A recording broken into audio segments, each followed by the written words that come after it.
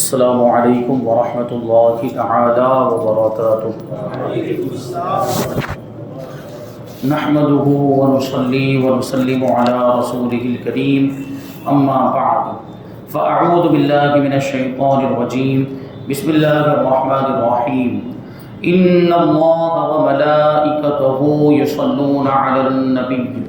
یا ایها الذین آمنوا صلوا علیہ وسلموا تسلیما اللهم صل على سيدنا ومولانا محمد معدن الجود والكرم وآله الكرام وابنه الكريم وبارك وسلم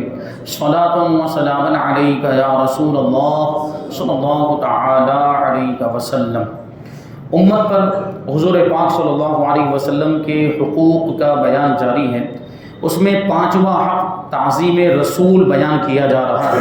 ہر مسلمان پر مسلمان ہونے کی حیثیت سے، ایمان والا ہونے کی حیثیت سے رسول پاک صلی اللہ علیہ وسلم کی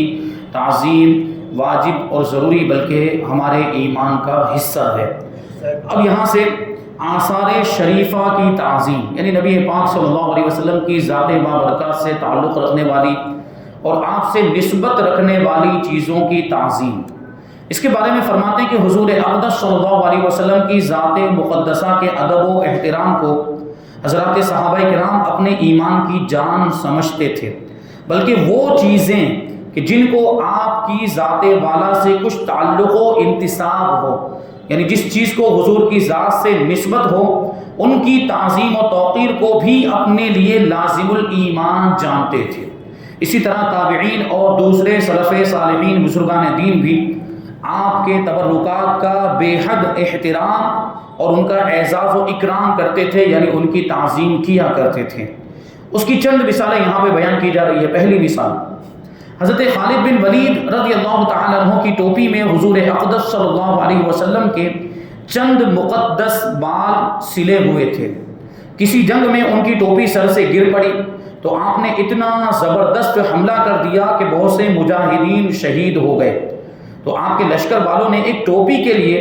اتنے شدید حملے کو پسند نہیں کیا، یعنی لوگ باتیں کرنے لگ گئے کہ ایک ٹوپی کے لیے اتنا سخت حملہ کیا، ایک ٹوپی میں اس ٹوپی میں ایسی تو کیا بات تھی کہ جس کی وجہ سے اتنے سارے مجاہدین شہید ہو گئے۔ تو لوگوں کا طعنہ سن کر حضرت خالد بن ولید رضی اللہ تعالیٰ عنہ نے فرمایا کہ میں نے ٹوپی کے لیے یہ حملہ نہیں کیا تھا، بلکہ میرے اس حملے کی یہ وجہ تھی کہ میری اس ٹوپی میں حضور صلی اللہ علیہ وسلم کے منہ مبارک ہیں، اور مجھے یہ اندیشہ ہو گیا کہ میں ان کی برکتوں سے کہیں محروم نہ ہو جاؤں اور یہ کفار کے ہاتھوں میں نہ پہنچ جائیں، اس لیے میں نے اپنی جان پر کھیل کر اس ٹوپی کو اٹھا کر ہی دم لیا۔ اور حضرت خالد بن ولید فرمایا کرتے تھے کہ مجھے ہر جنگ میں حضور پاک صلی اللہ علیہ وسلم کے منہ مبارک کی برکت سے فتح ملتی ہے اور اس کی برکتیں میں محسوس کرتا ہوں۔ تو یہ منہ مبارک کی تعظیم، حضرت خالد بن ولید جو صحابی رسول ہیں اور جن کا لقب ہی ہے سیف اللہ، اللہ کی تلوار، تو پتہ چلا کہ تبرکات کی تعظیم کرنا، اس کا ادب و احترام کرنا، یہ صحابہ کرام کا طریقہ ہے۔ حضرت عبداللہ ابن عمر رضی اللہ تعالیٰ عنہ حضور صلی اللہ علیہ وسلم کے منبر شریف پر جس جگہ آپ بیٹھتے تھے، آپ تشریف فرما ہوتے تھے، خاص اس جگہ پر اپنا ہاتھ پھرا کر اپنے ہاتھ کو اپنے چہرے سے لگا لیا کرتے تھے۔ منبر شریف پر جہاں حضور تشریف فرما، تو حضور کے ادب و احترام میں اور حضور سے نسبت ہونے کی وجہ سے منبر کے اس حصے کا بوسہ لیا کرتے تھے اور ہاتھ لگا کر ہاتھ کو اپنے چہرے پر پھیر لیا کرتے تھے۔ یہ محبت کا انداز تھا۔ حضرت ابو محذورہ رضی اللہ تعالیٰ عنہ جو صحابی رسول اور مسجد حرام کے مؤذن تھے، ان کے سر کے اگلے حصے میں بالوں کا ایک جوڑا تھا، یعنی یہاں پر بہت زیادہ لمبے لمبے بال تھے۔ جب وہ زمین پر بیٹھتے اور اس جوڑے کو کھول دیتے تو بال زمین سے لگ جاتے تھے، اتنے لمبے بال۔ تو کسی نے ان سے کہا کہ آپ ان بالوں کو منڈواتے کیوں نہیں؟ یہ باقی سر کے بال کٹواتے لیکن یہ آگے کے حصے کے بال کیوں نہیں کٹواتے؟ تو آپ نے جواب دیا کہ میں ان بالوں کو منڈوا نہیں سکتا، کیونکہ رسول اللہ صلی اللہ علیہ وسلم نے میرے ان بالوں کو اپنے دستے مبارک سے چھوا ہے۔ حضور پاک صلی اللہ علیہ وسلم نے میرے ان بالوں پر اپنا مقدس ہاتھ رکھا تو اسی وقت سے میں نے ارادہ بنا لیا کہ جن بالوں پر میرے نبی نے ہاتھ رکھا ہو میں ان بالوں کو ہرگز نہیں کٹوا سکتا۔ حضرت ثابت بنانی رضی اللہ تعالیٰ عنہ کہتے ہیں کہ مجھ سے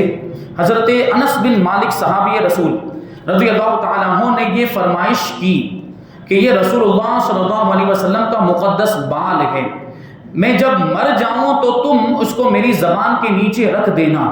چنانچہ میں نے ان کی وصیت کے مطابق ان کی زبان کے نیچے حضور کے بال مبارک کو رکھ دیا اور وہ اسی حالت میں دفن ہوئے۔ یہ منہ مبارک سے صحابہ کی محبت، حضرت انس بن مالک رضی اللہ تعالیٰ عنہ کے پاس حضور کے منہ مبارک تھے تو اس کے تعلق سے آپ نے وصیت فرمائی کہ جب میرا انتقال ہو جائے تو ان منہ مبارک کو میری زبان کے نیچے رکھ دیا جائے تاکہ قبر میں بھی مجھے حضور کے منہ مبارک کی برکتیں حاصل ہوتی رہیں۔ اسی طرح حضرت عمر بن عبدالعزیز اموی خلیفہ عادل رضی اللہ تعالیٰ عنہ کی وفات کا وقت آیا تو انہوں نے حضور صلی اللہ علیہ وسلم کے چند منہ مبارک اور ناخن دکھا کر لوگوں سے وصیت فرمائی کہ ان تبرکات کو آپ لوگ میرے کفن میں رکھ دینا، چنانچہ ایسا ہی کیا گیا۔ حضرت امام شافعی رحمۃ اللہ تعالی علیہ کا بیان ہے کہ حضرت امام مالک رحمۃ اللہ تعالی علیہ نے مجھ کو چند گھوڑے عنایت فرمائے تو میں نے عرض کیا کہ ایک گھوڑا آپ اپنی سواری کے لیے رکھ لیجیے، یعنی سارے گھوڑے مجھے کیوں دے رہے ہیں، ایک گھوڑا تو اپنے پاس رکھیے کہ آپ کو کام آئے گا سواری کرنے کے لیے۔ تو حضرت امام مالک نے کیا فرمایا؟ حضرت امام مالک نے فرمایا کہ مجھ کو بڑی شرم آتی ہے کہ جس شہر کی زمین میں حضور اکرم صلی اللہ علیہ وسلم آرام فرما رہے ہیں میں اسی شہر کی زمین کو اپنی سواری کے جانور کی کھروں سے رندوا دوں، یہ میرا عشق گوارا نہیں کرتا، میری محبت اس بات کو گوارا نہیں کرتی۔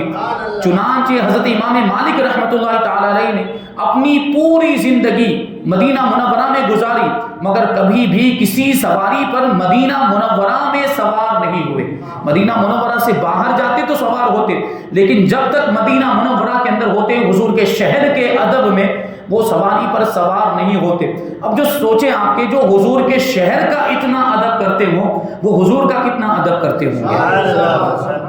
حضرت احمد ابن فضلوی جن کا لقب زاہد ہے یہ بہت بڑے مجاہد تھے اور تیر اندازی میں بہت ہی باکمال تھے، تیر اندازی میں بہت ماہر تھے۔ ان کا بیان ہے کہ جب سے مجھے یہ حدیث پہنچی ہے کہ حضور صلی اللہ علیہ وسلم نے اپنے دست مبارک سے کمان بھی اٹھائی ہے اس وقت سے میں کمان کا اتنا ادب و احترام کرتا ہوں کہ بلا وضو کسی کمان کو ہاتھ نہیں لگاتا۔ اور ایک کتاب میں اس طرح سے لکھا ہے کہ حضرت احمد ابن فضلوی کے پاس وہ کمان تھی جس کمان کو کبھی اللہ کے رسول صلی اللہ علیہ وسلم نے چھوا تھا کبھی ہاتھ لگایا تھا تو حضور کے صرف ہاتھ لگانے کی وجہ سے حضور کے دست مبارک سے نسبت ہو جانے کی وجہ سے حضرت احمد ابن فضلوی رحمۃ اللہ تعالی علیہ نے کبھی بھی اس کمان کو بغیر وضو کے ہاتھ نہیں لگایا۔ ہاتھ لگاتے یا ہاتھ لگانے کی ضرورت پڑتی تو پہلے وضو کرتے تھے تب جا کے اس کو چھوتے تھے اور ہاتھ لگاتے تھے، اتنا زیادہ وہ اس کا ادب و احترام کیا کرتے تھے۔ حضرت امام مالک رحمۃ اللہ تعالی علیہ کے سامنے کسی نے یہ کہہ دیا کہ مدینے کی مٹی خراب ہے، یہ سن کر حضرت امام مالک نے یہ فتویٰ دیا کہ اس گستاخ کو 30 درے لگائے جائیں اور اس کو قید میں ڈال دیا جائے، اور یہ بھی فرمایا کہ اس شخص کو قتل کر دینے کی ضرورت ہے جو یہ کہے کہ مدینے کی مٹی اچھی نہیں، مدینے کی مٹی خراب ہو ہی نہیں سکتی، بلکہ حضور پاک صلی اللہ علیہ وسلم کے قدموں کی برکت سے وہ مٹی اب خاک شفا بن چکی ہے۔ جہاں پہلے آب و ہوا میں حضور کے تشریف لانے سے پہلے مدینہ منورہ کی آب و ہوا میں بیماریاں تھیں، لوگوں کو وہاں کی ہوا راس نہیں آتی تھی، پانی راس نہیں آتا تھا، لوگ وہاں آنے کے بعد بیمار ہو جاتے تھے، لیکن حضور کے وہاں تشریف لانے کے بعد حضور کے قدم پڑ جانے کے بعد اب وہاں کی آب و ہوا میں شفا آ گئی، وہاں کی مٹی میں شفا آ گئی، اور اب تو مدینہ منورہ کا حال یہ ہے کہ اب کوئی بیمار بھی وہاں چلا جائے تو اچھا ہو جائے، اس کی بیماری دور ہو جائے، اس کی ساری کمزوریاں دور ہو جائے، یہ تو ہم محسوس کر کے آئے۔ یہ عشق کی بات ہے، ویسا یقین بھی ہونا چاہیے، ویسی عقیدت بھی ہونی چاہیے، اور عقیدہ ویسا مضبوط ہونا چاہیے تو پھر آپ کو یہ ساری چیزوں کی برکتیں دکھیں گی۔ ہم نے محسوس کیا، میرے والد صاحب قبلہ کو پیشاب کے قطروں کی بیماری تھی، ہم عمرہ کرنے کے لیے گئے، وہاں جانے کے بعد جب انہوں نے مدینہ منورہ کا پانی پیا، اسی طریقے سے آب زمزم بھی پیا تو ان کی وہ بیماری دور ہو گئی۔ یہ ہم نے تجربہ کیا ہے ان ساری چیزوں کا۔ ایک دن سقیفہ بنی ساعدہ میں حضور صلی اللہ علیہ وسلم اپنے اصحاب کے ساتھ رونق افروز تھے کہ آپ نے حضرت سہل بن سعد سے فرمایا کہ ہمیں پانی پلاؤ۔ چنانچہ حضرت سہل بن سعد رضی اللہ تعالیٰ عنہ نے ایک پیالے میں آپ کو پانی پلایا۔ حضرت ابو حازم کا بیان ہے کہ ہم لوگ حضرت سہل بن سعد کے یہاں مہمان ہوئے، یعنی حضور کے ظاہری طور پر دنیا سے تشریف لے جانے کے بعد حضرت سہل ابن سعد کے یہاں ان کے گھر پر مہمان بن کے گئے، تو انہوں نے وہی پیالہ ہمارے واسطے نکالا جس میں حضور نے پانی پیا تھا، اور برکت حاصل کرنے کے لیے ہم لوگوں نے بھی اسی پیالے میں پانی پیا۔ اس پیالے کو حضرت عمر ابن عبد العزیز رضی اللہ تعالیٰ عنہ نے حضرت سہل ابن سعد سے مانگ کر اپنے پاس رکھ لیا تھا، یہ برکت کے لیے۔ اس پیالے کو بھی صحابہ کرام بزرگان دین محفوظ کر لیا کرتے تھے، جس پیالے کو، جس برتن کو حضور سے نسبت ہو جاتی، یا جس پیالے یا جس برتن کو حضور نے استعمال کیا ہوتا، اس کو بھی صحابہ کرام محفوظ کر لیا کرتے۔ حضرت انس ابن مالک کا واقعہ گزرا کہ حضرت انس ابن مالک نے تو وہ دسترخوان بھی محفوظ رکھا تھا، جس دسترخوان سے حضور نے اپنے دست مبارک کو پہنچا تھا، اپنے دہنے مبارک کو پہنچا، اور حضور کا دہن اس سے لگ جانے کی وجہ سے، اور حضور کا دست مبارک اس دسترخوان سے لگ جانے کی وجہ سے اس میں یہ برکت آ گئی تھی، یہ تاثیر آ گئی کہ اب آگ بھی اس دسترخوان کو نہیں جلاتی تھی۔ جب وہ میلا ہو جاتا تھا تو حضرت انس ابن مالک اس دسترخوان کو آگ میں ڈال دیتے تھے، آگ اس کے میل کچیل کو تو دور کر دیتی تھی لیکن دسترخوان کو کچھ بھی نقصان نہیں پہنچاتی تھی، جلنا تو دور کی بات ہے، دھوئیں کا ایک دھبا بھی اس میں نہیں پڑتا تھا۔ جب بنو حنیفہ کا وفد، جب یہ قافلہ بارگاہ رسالت میں حاضر ہوا تو اس وفد میں حضرت سیار بن طلق یمامی رضی اللہ تعالیٰ عنہ بھی تھے۔ انہوں نے عرض کیا کہ یا رسول اللہ صلی اللہ تعالیٰ علیہ وسلم، مجھے اپنے پیراہن شریف کا ایک ٹکڑا عنایت فرمائیے، اپنے مبارک کرتے کا ایک ٹکڑا عنایت فرمائیے کہ اس سے میں اپنا دل بہلایا کروں گا، یعنی جب آپ کی یاد آئے گی تو میں اس ٹکڑے کو دیکھ لیا کروں گا۔ تو حضور صلی اللہ علیہ وسلم نے ان کی درخواست منظور فرما کر ان کو پیراہن شریف کا ایک ٹکڑا عطا فرما دیا۔ ان کے پوتے محمد بن جابر کا بیان ہے کہ میرے والد کہتے تھے کہ وہ مقدس ٹکڑا برسہا برس ہمارے پاس رہا اور ہم اس کو دھو کر شفا کی غرض سے بیماروں کو پلایا کرتے تھے، اور بیماروں کو شفا بھی ہو جایا کرتی تھی۔ ایک صحابیہ حضرت کبشہ انصاریہ رضی اللہ تعالی عنہ کے گھر حضور صلی اللہ علیہ وسلم تشریف لے گئے اور ان کی مشق سے منہ لگا کر آپ نے پانی نوش فرمایا۔ مشکیزہ، وہ پرانے زمانے میں چمڑے کے مشکیزے استعمال ہوتے، تو حضور پاک صلی اللہ علیہ وسلم نے اس مشکیزے سے منہ لگا کر پانی نوش فرمایا، تو حضرت کبشہ رضی اللہ تعالی عنہ نے اس مشق کا منہ کاٹ کر برکت کے لیے اپنے پاس محفوظ کر لیا کہ اس سے حضور کے ہونٹ مبارک لگے، اور اس حصے سے حضور پاک صلی اللہ علیہ وسلم کا مبارک منہ لگا، تو انہوں نے اس کو کاٹ کر ادب کے طور پر برکت حاصل کرنے کے لیے محفوظ کر لیا، اپنے پاس رکھ لیا تھا۔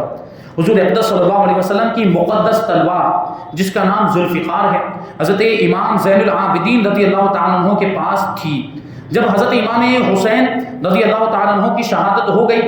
اور شہادت کے بعد امام زین العابدین رضی اللہ تعالیٰ عنہ مدینہ منورہ واپس تشریف لائے، تو حضرت مسور بن مخرمہ صحابی رسول رضی اللہ تعالیٰ عنہ نے ان سے کہا کہ مجھے یہ خطرہ محسوس ہو رہا ہے کہ بنو امیہ آپ سے اس تلوار کو چھین لیں گے، اس لیے آپ مجھے وہ تلوار دے دیجئے تاکہ میرے جسم میں جان ہے، جب تک میرے جسم میں جان ہے کوئی اس کو مجھ سے نہیں چھین سکتا، میں اس کی حفاظت کروں گا جب تک میرے جسم میں خون کا ایک قطرہ بھی باقی ہے۔ یہ حضور کی تلوار سے ان کی محبت کا انداز تھا۔ اب آگے جو چھٹا ہاتھ ہے وہ مدح رسول، یعنی حضور پاک صلی اللہ علیہ وسلم کی تعریف کرنا، آپ کی خوبیاں بیان کرنا، آپ کی نعتیں پڑھتے رہنا اور حضور پاک صلی اللہ علیہ وسلم کی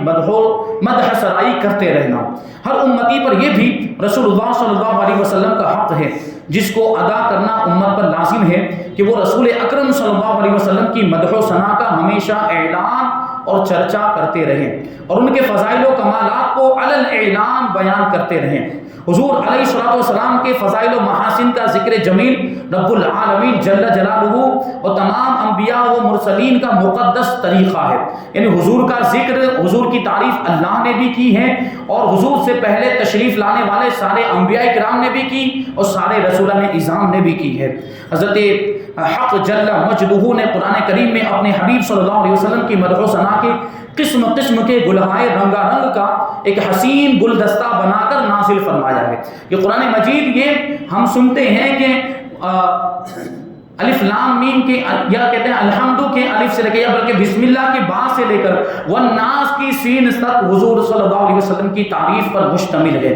اور پورے قرآن میں آپ کی مقدس نعت و صفات کی آیات بینات اس طرح چمک چمک کر جگمگا رہی ہیں جس طرح آسمان پر ستاروں کی برات اپنی تجلیات کا نور بکھیرتی رہتی ہیں. اور انبیاء سابقین کی مقدس آسمانی کتابیں بھی اعلان کر رہی ہیں کہ ہر نبی اور رسول اللہ کے حبیب صلی اللہ علیہ وسلم کی مدح و ثنا کا نقیب اور ان کے محامد و محاسن ان کی خوبیوں کا خطیب بن کر عمر بھر حضور پاک صلی اللہ علیہ وسلم کے فضائل اور حضور کے فضل و کمال اور آپ کے جاہ و جلال کا ڈنکا بجاتا رہا. یہی وجہ ہے کہ صحابہ کرام کے مقدس دور میں ہزاروں اصحاب کبار بڑے بڑے صحابہ کرام ہر کوچہ و بازار اور میدان کارزار میں نعت رسول صلی اللہ علیہ وسلم کے نغموں سے انقلاب عظیم برپا کر کے ایسے عظیم شاہکار عالم وجود میں لائے کہ کائنات ہستی میں ہدایت کی نسیم بہار سے ہزاروں گلزار نمودار ہو گئے. اور دور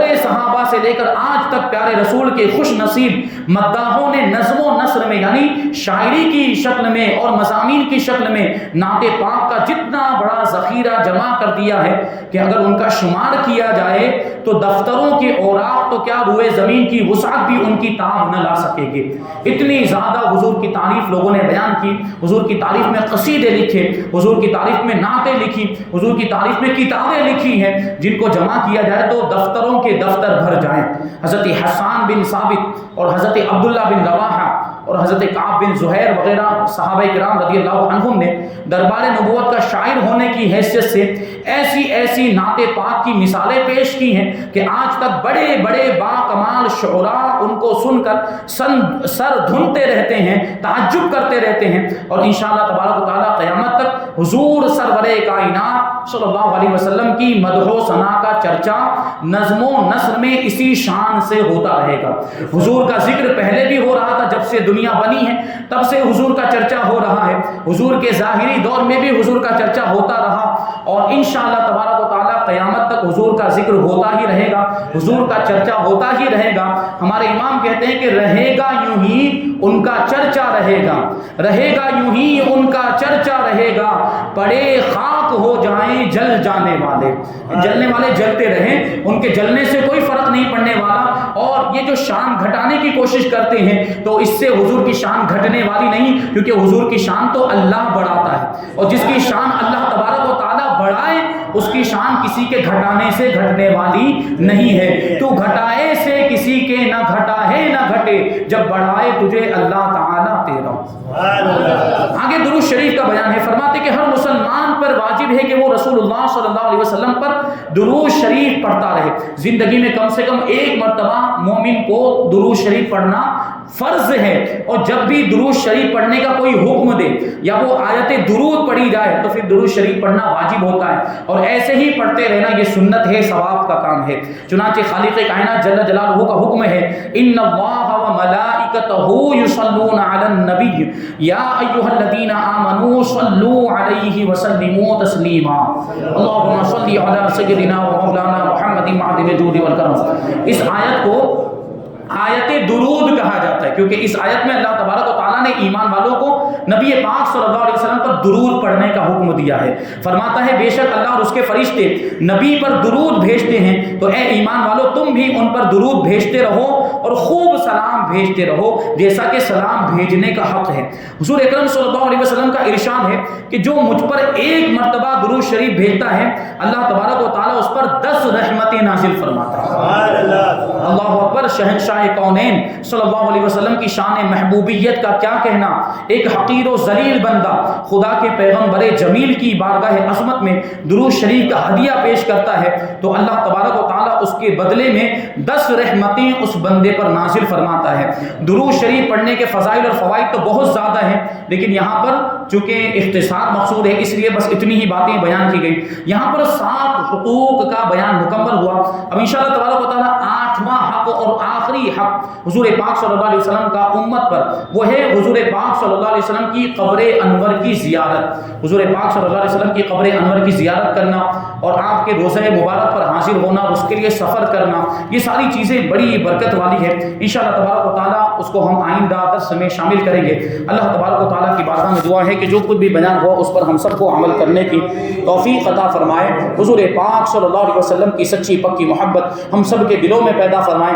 اور حضور کے جو بھی حقوق ہم پر عائد ہوتے ہیں وہ سارے حقوق ہمیں کما حقہ ادا کرنے کی توفیق عطا فرمائے۔ وما علینا الا البلاغ۔ الفاتحہ۔